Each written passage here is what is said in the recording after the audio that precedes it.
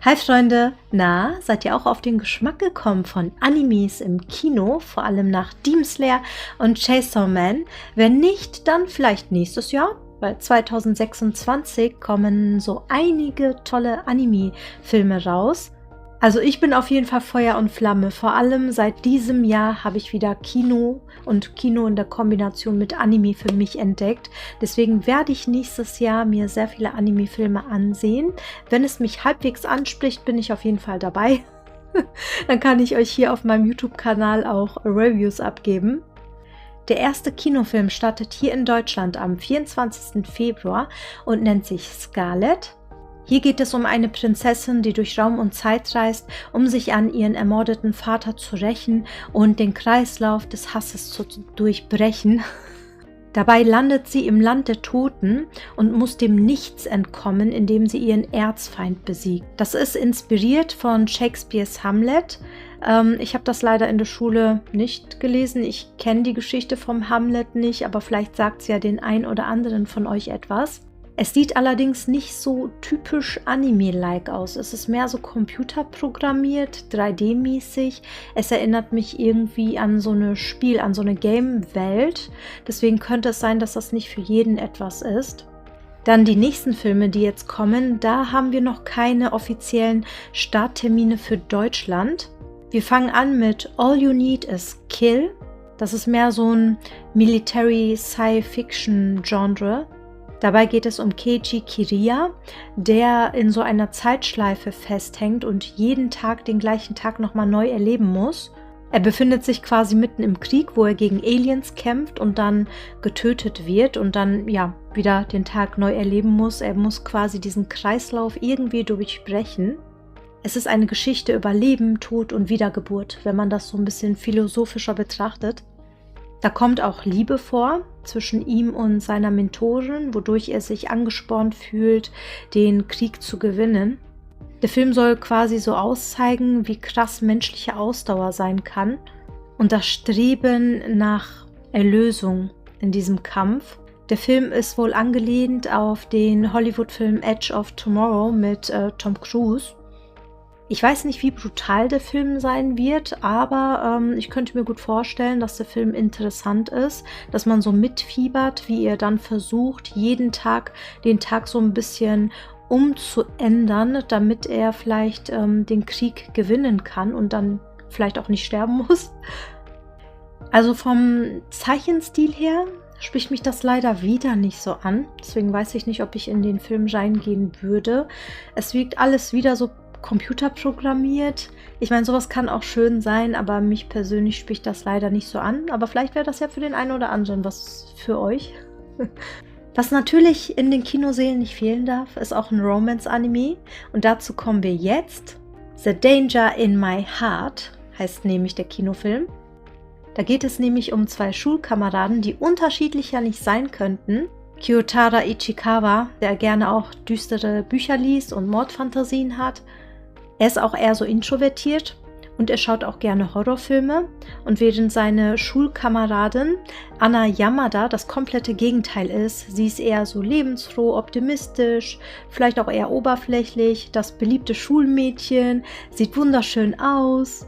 Und dadurch, dass die halt dann anfangen, miteinander immer mehr Zeit zu verbringen, kommen die sich halt näher. Also, und die brechen auch aus ihren Problemen aus. Also der eine aus seiner Isolation, sie dann vielleicht aus ihrer Oberflächlichkeit und dann fängt sie vielleicht an, auch negative Gefühle rauszulassen. Also das ist sehr interessant, wie dann zwei Menschen, die komplett unterschiedlich sind, vielleicht anfangen, sich auch irgendwie zu bereichern und anfangen, vielleicht die Mauer des jeweiligen anderen zum Bröckeln zu bringen.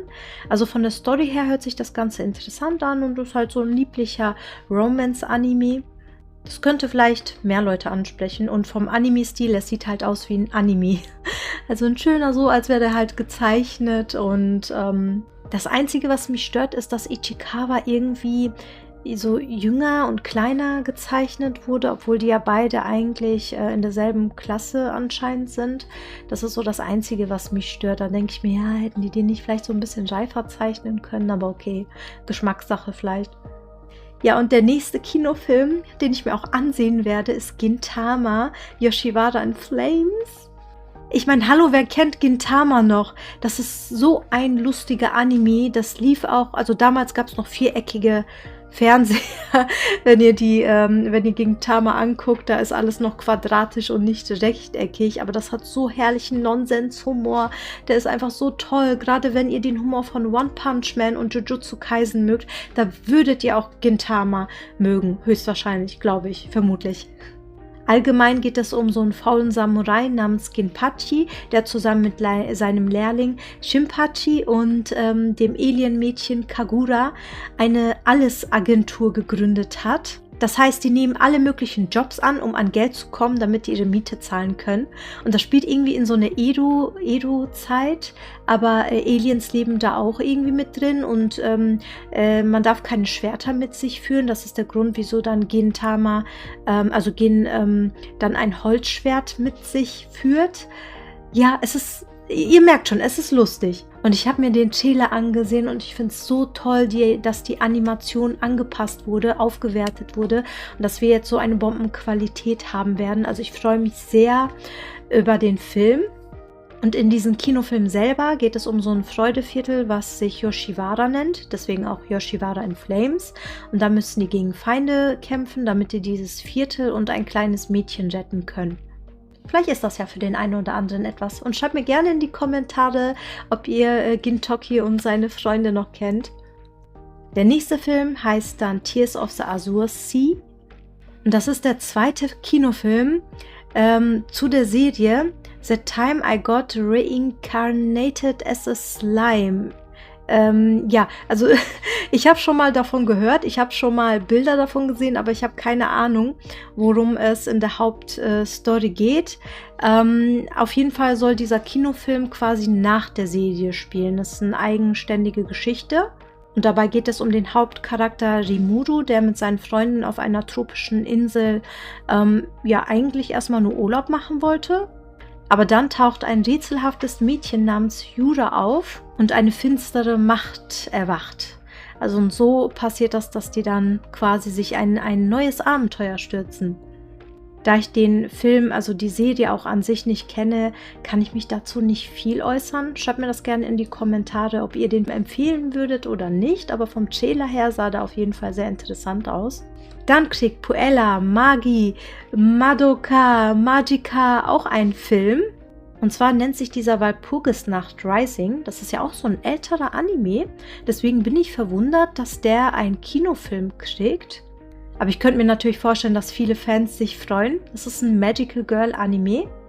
Dabei steht Homura Akami im Hauptfokus, die verzweifelt versucht, ihr Versprechen an Madoka Kanami zu halten und eine neue Realität zu schaffen, während sie sich dem Schrecken oder dem Problem von diesem Walpurgisnacht-Phänomen stellen muss. Die haben auf jeden Fall eine sehr große Community. Dann kommt ein Detektiv Conan-Film raus. Ich meine, wen wundert's? Da kommen immer irgendwelche Filme raus. Genau, und der diesjährige Film, der nennt sich Detektiv Conan Highway Angel.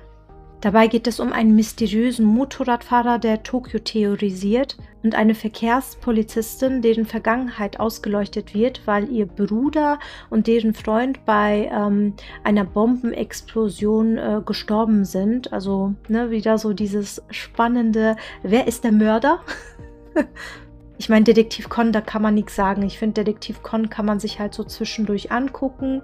Immer wieder mal, ist auf jeden Fall sehr spannend. Man kann mitfiebern, wer der Mörder ist und wie dieser Mord stattgefunden haben könnte, durch Ecken und Kanten und Höhen und Tiefen und drumherum und drunter und drüber. Ich meine, ihr kennt Detektiv Conan, denke ich mal. Dann ein weiterer Film, in den ich auf jeden Fall gehen werde, ist Die Tagebücher der Apothekerin, eines meiner Lieblingsserien. Ich freue mich schon, wenn 2026 endlich die 3. Staffel rauskommt. Und das Coole ist, dass dieser Film auch nicht direkt mit der Serie zusammenhängt, sondern ein eigenständiger Film ist. Leider habe ich noch keinen Trailer dazu gefunden, deswegen bin ich sehr, sehr gespannt, wenn der Trailer rauskommt. Im Allgemeinen ist dieser Anime so eine Mischung auf Games of Thrones und Detektiv Conan. Also wenn ihr das mögt, so mitzurätseln und so ein bisschen so, ja, Intrigen in einem kaiserlichen Hof und Machtkämpfe und sowas, ich glaube, dann würdet ihr das Ganze auch sehr mögen. Allgemein geht es in diesem Anime um Mao Mao, eine Apothekerin, die damals in einem Freudeviertel gearbeitet hat, aber dann entführt wurde und an den kaiserlichen Hof als Dienerin verkauft würde. Und weil sie sich so sehr für Gifte interessiert und Medizin, rutscht sie quasi immer näher in diese Elite, in diese höheren Ränge und kriegt halt viel mehr diese ganzen Intrigen und Machtkämpfe zwischen den ganzen Adlingen mit und muss natürlich die Fälle auch lösen, wenn jemand gestorben ist und sowas oder ein Mordanschlag verübt wurde. Und da gibt es natürlich auch so eine Liebesgeschichte, die sich so ein bisschen entwickelt und so. Ich will natürlich jetzt nicht vorspoilern. Das ist so das Allgemeine, was man so wissen sollte, damit man weiß, ob der Anime oder vielleicht der Film etwas für einen sein könnte. Ich freue mich sehr und ich kann es kaum erwarten, wenn 2026 endlich die 3. Staffel rauskommt und dann noch der Kinofilm. Also das wird auch so ein Highlight in 2026 für mich sein. Oder falls ihr Frösche mögt, dann könnte der Anime auch etwas für euch sein. Und der letzte Film, der angekündigt wurde für 2026, ist Rascal Does Not Dream of a Dear Friend. Es gibt auch so einen ganz kleinen Mini-Trailer dazu auf YouTube, aber ich finde, da kann man absolut nicht erkennen, in welche Richtung es gehen soll oder um was es überhaupt in diesem Film geht. Dieser Film ist quasi so eine Fortsetzung von der Anime-Serie Dreaming Girl, wo Sakuta und seine Freundin Mai inzwischen studieren. Sakuta leidet an Pubertätssyndrom. Wenn er zu großen Belastungen ausgesetzt sind, dann passieren übernatürliche Phänomene und dabei kann er halt nur diese Phänomene wahrnehmen und lösen. Ja, und seine Freundin Mai, die leidet halt unter diesem Syndrom und jetzt ist halt alles nochmal ganz anders. Er macht sich Gedanken über die Zukunft, über die Universität etc. etc. Und das kann halt auch zu Belastungen führen. Es hört sich an sich interessant an. Ich muss mir dazu den Anime einmal ein bisschen anschauen, damit ich weiß, also so das so ein bisschen genauer verstehe. Weil es ist nochmal was anderes, wenn man das halt nur erzählt, als wenn man den Anime schon gesehen hat. Aber der Anime hört sich interessant an. Also so ein bisschen Fantasy, Science Fiction, auch so ein bisschen Romance.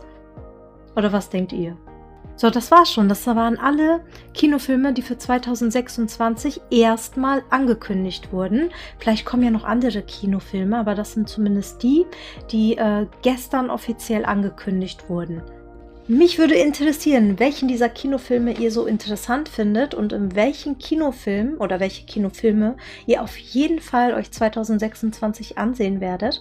Schreibt mir das gerne in die Kommentare. Und wenn euch das ganze Video gefallen hat, dann lasst mich das gerne wissen mit einem Kommentar und einem Like. Und wenn ihr neu auf meinem Kanal seid, würdet ihr mich und meinen Kanal sehr mit einem kostenlosen Abo unterstützen.